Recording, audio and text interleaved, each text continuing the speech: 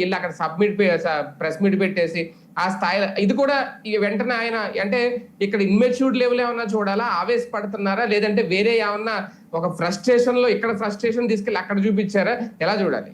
రేవంత్ విషయంలో నిన్న పవన్ కళ్యాణ్ ఎట్లాంటి మొహమాటంతో జాగ్రత్తగా మాట్లాడారు, ఇప్పుడు మీరు అట్లా మాట్లాడుతున్నారు. ఏంటంటే పవన్ కళ్యాణ్ ఎవరితో గొడవలు పెట్టుకోడు, ఎమోషన్ ఎక్కడ ఉండదని. ఆయనకి ఎమోషన్ లేనోడు. పవన్ కళ్యాణ్ అంటేనే ఎమోషన్. అయ్యయ్యో మావులు, ఆయన ఎమోషన్ లేని రోజులు తక్కువ ఉంటాయి.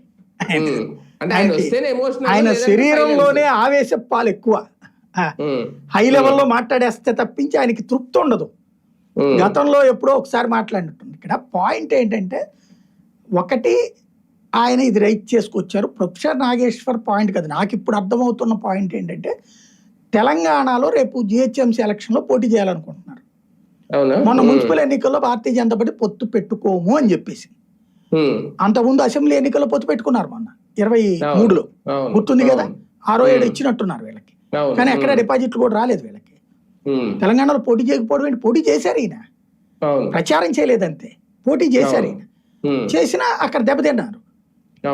ఆ తెలంగాణలో 2018లో తెలుగుదేశం కూడా పోటీ చేసింది కదా, పోటీ చేసి 2 స్థానాలు గెలుచుకున్నట్టుంది ఖమ్మం జిల్లాలోనే. ఎక్కడో అదే అనేది ఇచ్చారు. ఈవెన్ మొన్న మున్సిపల్ ఎన్నికల్లో పోటీ చేశారు కదా ఈయన.